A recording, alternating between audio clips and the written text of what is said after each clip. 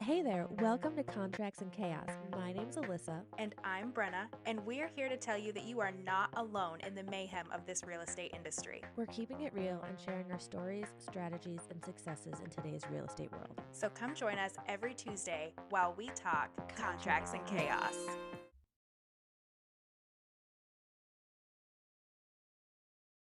You gotta get off the keyboard, sweetheart.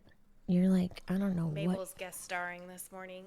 Yeah, Roxanne She is has like... a lot to... Oh, it's not Mabel. Oh, my God. That's okay. I mean, they're not even the same her species, name. but that's They're okay. not. Listen. This is the morning that we're all having. It's okay. This is the morning where I just closed out what I needed. But yes, this is the morning we are all having. Welcome back to Contracts, and we are just full of chaos, just full of it this morning. So we are going to talk about...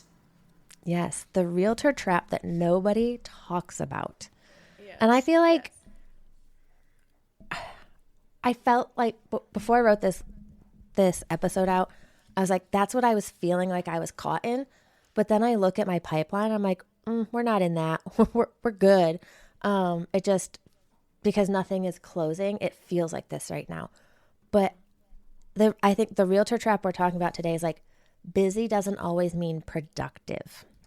Yes. How many times are you in a Facebook group or on a coaching call or something, and people are just like, I'm just so busy. Like, I don't know why the business isn't here. Like, I'm doing all the things. I'm so busy. Right? Right. And we've talked about this before, but at the end of the day, have you ever sat down and been like, I was swamped all day long and didn't get a god dang thing done? Yes, not a single thing. That's how I felt, because I've been like listing photos, putting in signs, calling about follow-up. And I'm just like, when am I going to get, or like, I literally almost said to my client the other day, because I get like 100 text messages a day from them, not even joking. Oh, God. I almost said to her, about that next. Like, if I responded to every text, I would never get anything done on your listing. Because it's the truth. And I like literally was just ignoring her the other day. I was like, because I just ding, ding, ding. And I was like, I could sit here on the phone and text her all day. Or I could do the stuff I need to do to get her house sold. Right. And I chose the house. Productive. So, like, what's the difference between busy and productive? Because I do think people get stuck in that busy spot and not being productive. I think I might have said it on the podcast, but I know I've told you before that, like, I can get so much done in an hour, right? So much done. Or I can get the exact same amount done in 7 or 8 because I'm just bouncing or doing things that aren't actually moving the business forward. We have a great episode. It's not actually that long ago that we talked about when Taylor was talking how you have your one thing every day. Your what did we call your that? Non-negotiable. What is the one task every day you have to do in your business? That basically, like, if everything else fell apart and you were putting out fires and you were just busy and not productive, right? What is the one productive thing in your business that you can look back on at the end of the day and say, yes, I moved my business forward? Whether, again, and you'll have to listen to the episode, it's really great, but whether it's a newsletter or a social media post or you contacted 5 past clients, whatever that thing is for you, and it's different for everybody, but that's so important because, like you said, I mean, those are all tasks that have to be done for that listing, right? Photos, MLS, all of these things. But we get so stuck in like spinning our wheels in this immediate business right now that then in 6 weeks when that's closed or in 8 weeks when that's closed, you're like, oh, yikes. Yeah, I couldn't tell you the last time I've prospected or worked my expireds because I've been so busy with listings. And I know that. And I'm like, okay, it's time to get the train going again, like, because it's going to happen. Well, because in our industry, we're addicted to the busy, right? It's like that hustle culture that everybody's just like, oh, yes, we're going. But it's not always like the badge of honor that people make it out to be. Well, and like, right? And so I think it's that social media thing too. Like, you're seeing the edited version of what people are doing or what they want you to see, that curated image of their life. So they're making it look like they're constantly crushing it. Yes. But are they crushing it, or are they just being strategic in what they're showing you, and really they're overwhelmed behind the scenes? Because I'm sure if you looked at my social media right now, you would think, oh yeah, look at, like, she's killing it. But what you don't see, because it's only posted in certain places where not everyone can see it, or it's not posted, is like, I had a meltdown the other day in a little mountain town after a showing. Like, I'm waking up in the middle of the night sometimes screaming, like literally waking up screaming because I'm just like right now. But you look like everyone else. It looks like I'm doing great. I've got everything under control, and I'm like, Well, and I think part of that is because our industry, our business is so, well, for the people that are using social media and like the behind the scenes and all that stuff, that's how we're connecting with those people. That's how we're building that parasocial relationship with, prospective clients and past clients, right? But like if you worked at an office building, you aren't always like snapping a story to show that you're like writing an offer, right? Or that you're at an inspection, or that to prove that you're doing your job. Right. Yeah. I never, when I worked in corporate America, I never put a post like, oh, headed on a conference call. No. The only thing I did when I was waitressing and bartending was like post a selfie with like some of the girls that are working that day and be like, we're here till 4, come see us. But right? again, that's a very service and sales based industry where you want your regulars to know, or maybe the people, I mean, let's be honest, we all know we all had the customer who had the crush that we did not have the reverse crush on. That post would have made them come in, buy a burger, and tip you $20. Like, oh, yes. So because that's similar, that makes sense. But yeah, corporate America, a regular 9 to 5, we don't do that. So it's a lot. It can be a lot. But let's talk about some things that make us feel productive and keep us busy, but that aren't actually productive. Okay. What do you think? I have a big one. I have a big one that I see all the time. Listen, I love Canva as much as the next person, but you don't need a new logo. And you know what's funny? I'm glad you picked that one. I was going to say. I was like, that's the one you're going to pick, Brenna? Yeah. Because I know a girl who was like orange and blue at one point. Do you think this roofline works? Should I change this? And I was like, girl, you just changed it. I know. Here's the problem. I really don't love my logo, you guys. I don't love mine right now either, but I don't love it. But here's the thing. And I have been guilty. Like, we're watching a movie and I'm on Canva, right? And I'm like, ooh, I kind of like maybe a sun. Oh, man, why a sun? I'm not on the beach, right? Like, and I just go through these things. If you should see I have a folder in Canva of logos, ? And I've used this same one since I got licensed. I had one before I moved to Keller Williams that I used. But this one, I don't know. It's a house. It's a roof line. It's my name, right? It's very real estate, right? And I don't know. I'm just not emotionally connected to it. It's a roof line that I see a lot of different businesses use too. So I get it. Roofers, builders, like the whole 9. I don't love it. But you know who doesn't care? My clients. Right. My clients don't care. The one reason I'm looking at redoing mine, and honestly, this is something I need to outsource because mine just ends up looking like Lisa Frank. Because I love bright.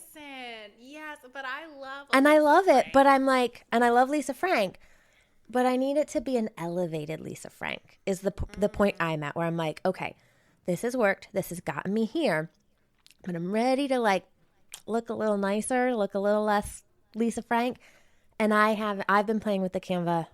I just need to pay someone to be like, here's my inspirations everywhere. Do it. Like, because I'm not that person. So it's easy to get stuck in, though. And like, I mean, you mentioned the red, blue, and orange. So when I first got into real estate, I was told I needed to be palatable to everybody, right? Well, that's not really at all what we share with you guys, right? We've grown in this business. I was also told that I had to have a professional arms crossed in a sweater, headshot. Don't need that either. No. I jokingly took that shot the other day, though. It's hilarious. But anyways, you don't need that. So it was very bold, very aggressive, right? But it's funny because I still have, like, I have a soft yellow right now and a blue because I like bright colors, right? Mm-hmm. But people are like, well, not everybody likes bright colors. That's fine because not everybody likes me. But I don't use them as aggressively as I did because I had bright colors in You everything. did. I loved your orange and blue. I really And loved it. now I did. And Maybe it's because I'm a just, Syracuse fan, but I really actually loved your orange and blue. I was like, it was pretty. that's sharp. It stuck out. Well, so you look at it, and it was, blue is very calming. It's reassuring color. Like orange, again, is very bold, very confident color. So I have blue and like a softer yellow that really kind of go better together, I think, in like marketing pieces and why I stepped away, and we're getting off on a tangent, but why I stepped away from the blue and the orange was it competed so much when I was like posting houses and stuff. You know what I mean? It's such a strong color that it took away from a lot of what I was actually sharing about. So I can see that. That's That's why I like my lavender. It's just a nice, and I can add different things in, and it's not too much. So another one, unless you are, well, another one's checking the MLS every 20 minutes. And I don't get this. I want you to check it every day so you know what's happening. But checking it multiple times a day, like I don't understand that because maybe a listing will come up at 3:00, but if you have a search set up for your clients, you should know about it anyway. So why are we logging back in? That's what I was going to say is when I get like an email that says, because I have a lot of my searches set up on concierge mode, so they don't automatically send to my clients. So I'll look at those, but I don't really like hanging out in the MLS that much. Yeah, I don't. Another one is content. Again, back to that Canva thing. I'm stuck on Canva. You create all these things and never share it, right? Like your relocation brochure, or you made this cute postcard to mail to your farm and you never did it, or that kind of, it eats up so much time and then nobody sees it. Or I think the other one is you spend, like the reverse of this, you spend so much time editing your content, like I'm thinking specifically like reels and social media, and it falls flat. And it's always the one that you haphazardly threw together that hits. Like I was got my first actual lead on Instagram. My first, went to my website, filled out my intake form, pre-approved buyer, ready to go in Hickory. From I've been posting reels on my Instagram now pretty consistently for 2 months, reels and carousels, and it's 90% of it's all B-roll that I just dug out of my phone from, right. You know what I mean? And I'm just I've been posting on Instagram from Facebook for years, right? I've never gotten a lead off of Instagram. Never. Mine, I have gotten a lead off of Instagram. I haven't closed it. But mine, the one that hit the other day, wasn't even about real estate. It's not even on my main feed. It was a Dave Matthews. It was a joke I did. This is what society wants women to want. I was all the super hot male celebrities. And then it switches to Dave doing his goofy dances and it says, this is what we actually want. The last time I checked, I had 13,000 views. Oh my God. And I was like, okay, do y'all want to buy a house? How do I transition that? Right. But again, it was just, that was a goofy, I was hanging out on the couch and I was like, this would be funny. And threw it together and it hit. But then the super curated, so don't think too much about it. I think another one is attending every networking event. And you and I, both guilty. We used to go to every single lender learning lunch, blah, blah, blah, blah, blah. I think we that don't was anymore. in our very first couple of years, right? We're still trying to get feet underneath us, trying to figure out what we were doing, that kind of thing. And listen, some of those relationships have carried through, right? Oh, Lender certainly. Relationships, that kind of thing. But I wasted a lot of time in those places, right? Because a lot of them around here anyways are 45 minutes from me. Oh, easily, yeah. To those. So you can say you're working, and listen, if it's something that you need for your business, great. But if you're just putting it on your calendar to say that you have something to do for work that day on your calendar, right? It's not necessarily what we're looking at. Same thing with implementing this goes in the same category with just buying classes, buying webinars, that you're not you sign up for this Zoom class and then you never even show up. I almost did it last week. Almost did it. And I do think it's one I would like to take eventually. But I looked at my calendar and my life realistically and said, you're not fully implementing what you're already paying for. Why are you That taking another part. class? That Why? part. That's because there's girls. I mean, I pay for coaching, right? You pay for coaching, Mm-hmm. right? But how many people are just like, well, if I just pay for this like $57 a month or this $197 a month, or heck, if it's $1,000 a month for coaching and you're not doing anything with it, what? Like, Well, and because even, you've just convinced yourself that signing up and being a part of that course or looking the part is the work, and it's right. not. It's And not. even when you are in those groups, like Taylor called it out in a post the other day in the coaching group, if you're not doing the things or you're not sending the DMs or making the posts to get the referrals, then don't cry when you're not getting them because you're not putting yourself out there. Like you've got to re-engage. My one post when I joined coaching, I need to reintroduce myself. I finally figured out how to get into the group chat. I hadn't figured that one out. It's a little overwhelming, but I'm in there now. It's a lot. It's like, yeah, I have had to silence it. I'm like, okay. But it's also very beneficial. So I learn more in there sometimes, and not a knock against Haley, but it's more situational. Here's what an agent's going through so we can all talk through it versus here's a taught lesson. Okay. So let's transition into, because I don't want to just be like negative Nancy. What are things that actually grow a business that you should be doing and keeping yourself busy with if you're not busy with client showings and listing photos and all the things? One that I suck at is calling past clients because I don't love being on the phone anyway. So I do more birthday cards, holiday cards, Facebook comments. I am not a call Listen, my past clients, but I'll send a people have text or had great DM. success with it.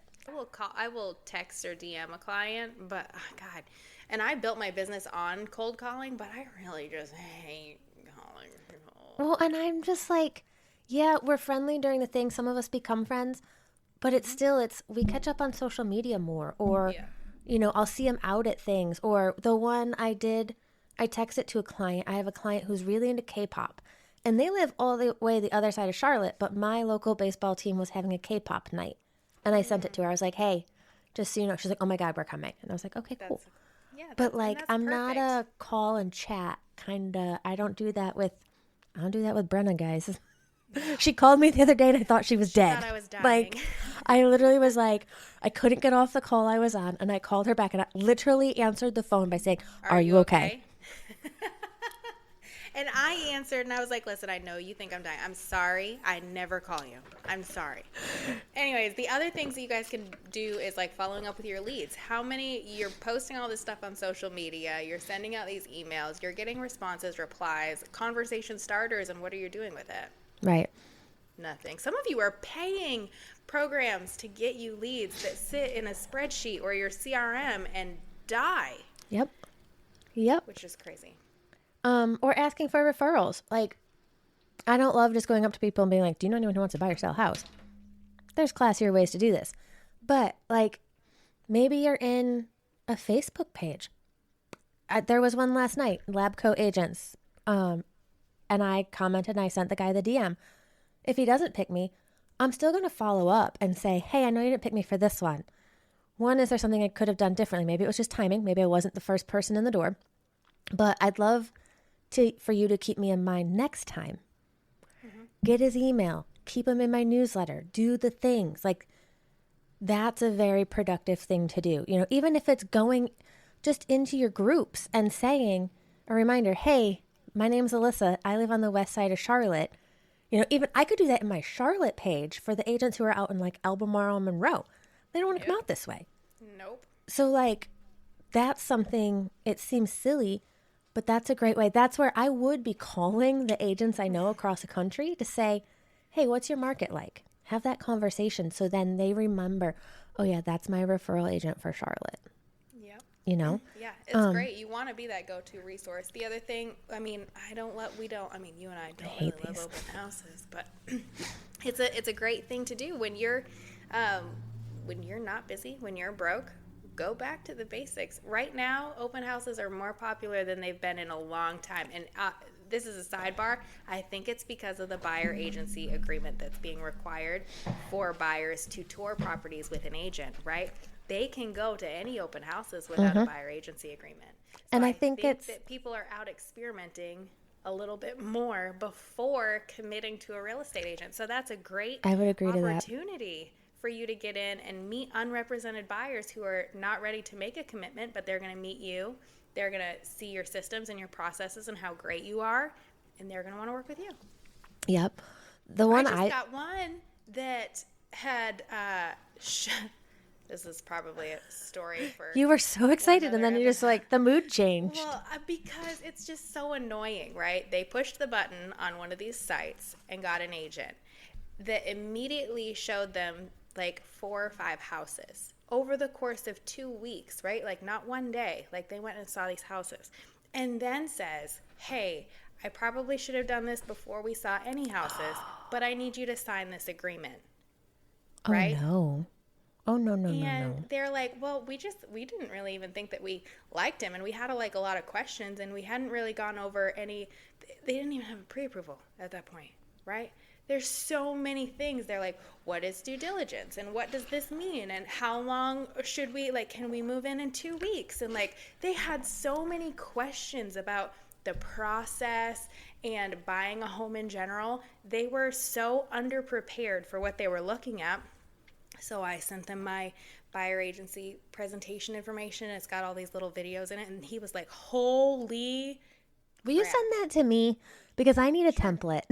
Sure. I keep looking at the examples on that tool, and I'm not impressed. And I'm like, I don't know what I'm doing here. He was like, this is I have way more understanding of what's happening and this and that and the other thing. And they're like, they have a pre-approval now. And they signed a buyer agency because they were like, I can work with you. Right. This makes sense. But I was just kind of disappointed because I was like, wow, you wasted 2 weeks. That poor agent wasted 2 weeks, right? Because they went out and showed houses with no representation agreement and no explanation to these people of Not what they even were a getting themselves into. WWREA. No. Girl. Yeah. Girl. I mean, I was listen- with my client at new construction the other day, and the new construction rep made her sign one.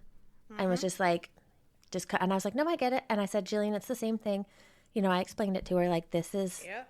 but the one I'm focusing on a lot recently is building local relationships. So I've joined committees about things that are going on in town. I'm working on joining Rotary so that I can get more involved and connect with different business owners and be seen in the community. I don't think you necessarily have to join boards or organizations.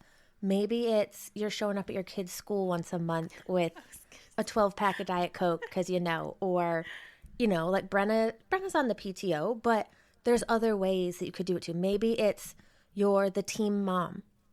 My photographer is the team mom. And I know she does it because she loves her kids, but I also think she does family photography. Duh. Mm-hmm. So you can be the team mom. You can join the boards or the organizations. You could, honestly, one thing I've been thinking of doing is just walking into divorce attorneys' offices with a little packet and maybe a fresh loaf of sourdough and being like, hey, I live around the corner. If your clients need someone, I'd love to be a recommendation. Do that once a quarter. Find a way to make where the people are. That's the biggest thing, right? So yes. The libraries around here, they have even if you don't have kids, because I know I don't have kids. There's so many, right? So our library has they have toddler activities, they have young kid activities, they have teen activities, and they have adult only activities. Yeah, I was just gonna say how to crochet a turtle at our library, with a whole group of other people. I was looking at, I think mine's having a Bridgerton night coming up. And I know they've done a Gilmore Girls theme. Mm-hmm. They do all sorts. They have book clubs, all sorts of stuff. Downtown, they did something. They had, because the Devil Wears Prada 2 just came out, and they had a Devil Wears Prada night. They had a little dinner and a little gala kind of thing downtown at the one of the businesses downtown, and that was super popular. I was sold out because people were so excited about it, right? But Yeah. there's people there, so just be involved. Consistent social media that's creating conversations, whether it's Dave Matthews or real estate related, is Right. wonderful. No, and I like even the Dave Matthews one, people were commenting and I was responding like, yeah, such a hottie. Or someone was like, you know, be honest, like if Jason Momoa and Dave walked in the room, I was like, no, I'd pick Dave. I think Jason Momoa might smell. Like, I mean, he's hot, don't get me wrong. But, Smell. or someone was like, well, if Dave wasn't a superstar, and I was like, no, honestly, like his sense of humor and his ability to just be who he is, totally attractive to me. Like, that would win me over, well, maybe not a Matthew McConaughey, but y'all know what I'm saying. But like that interaction shows engagement, shows the algorithm, brings people back when I post the other things. Yeah, so those, and when we say consistent social media, it's posting stuff that starts conversations. It's maybe doing like some, I can't think of the word for it, but like the download things, there's a special fancy word Call for to it. actions. Calls to action, but like when you are like, hey, comment and I'll send you the guide, like, so then you send them the link to the funnel, all the stuff. But also going, going and engaging on other people's pages. The birthday comments, sending them a birthday DM, the, commenting on their other stuff. But this does not give you permission to lay around and scroll on your social media all day. If you find that you're someone, my stepdad used to do this, God rest his soul. I love him, but he used to be like, oh, I'm working. What are you doing? And you look Me over too, and he's Kevin. just, right, me too. And he's just scrolling random, crazy political reels on Facebook. And I was like, weird, because you're not in politics. You like sell bang bangs. But sure. And I was like, and then he'd post like a flyer for the fish dinner. And I was like, there's this tool. It's called Canva. Would you like me to make it for you? Because like this Word document you turned into a PDF. But and I love him. And he knows I picked on him. Everyone knows I picked on him. I was like, bro, that's not using social media to build your business or just mindlessly scrolling. So if you're like he was, or I can be sometimes, set a timer, get a brick if you need to. I often find Brenna has a brick too. I have to brick when I'm doing things because if I go to switch tasks, I innately pick up my phone and start, and then I'm 20 minutes later, I'm like, oh crap. I did it this morning. I was like, okay, I have to be out of bed at 7:30. It was then 8 o'clock. And I was like, whoa, hold up, get going. So I think the biggest piece with all of this is to remember that you're building a business, right? yes, Which means you have jobs and tasks to do, of course, and some of those are busy work. But there are things that you can do to help eliminate some of that busy work so you can build your business and not be trapped inside of a job that you've created for yourself, right? right. I think obviously like systems, templates, things like that. We've talked checklists. Like I started using, is it the Reminder app? Yeah, that's built into my iPhone. I use that. I have daily to-do lists to keep me on track because time blocking felt overwhelming. I think delegation or leverage is one people don't use enough. So someone posted actually in the coaching group the other day, I'm a high I personality. And so like I'm more creative and things like this. What do you do? And I literally said, I leverage, I delegate. If it's not something that's going to spark my interest and keep my attention, it gets outsourced. Or if I know I need it to have my touch, then I bring that person or that resource in and do it together. So the first two examples for me, like mowing my lawn, cleaning my house. I tidy up, I wipe things down, I make sure it's not a hot mess. I run the robot vacuum a couple times a week, clean the litter boxes. But once a month, someone comes in and deep cleans my house because that was overwhelming to me. That was, I'm home working all day, or when I get home, I don't want to clean. And I don't have, when I had the 9 to 5, I could say, okay, Saturday morning, I've got 2 hours, we're going through this place. I don't have that. So I outsource that now. I outsource my TC stuff because I don't always love the little details in the paperwork. I'm good at it. Don't get me wrong. Like, the contracts are my, like, I love them. I nerd out on a good contract, or, oh, give me a big old stinky property abstract record. I Oh hate my these God. online records. But that's not productive for me. So I outsource it. I think that's one delegation and leverage people forget. Or automation.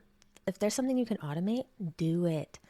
I just taught Claude how to build out an Instagram carousel yesterday. Oh, see, I'm not loving leaning into AI right now because of the environmental impacts, but No, I I use it when I know, need but to. listen, I use it when I need to. Because again, how much time I spend in Canva, just Right. like moving Oh, things yeah. If around. I can build a So, template, like my news posts, it's, I pull the information, create the post, but then it's the same template. I just swap the photo and the headline on it.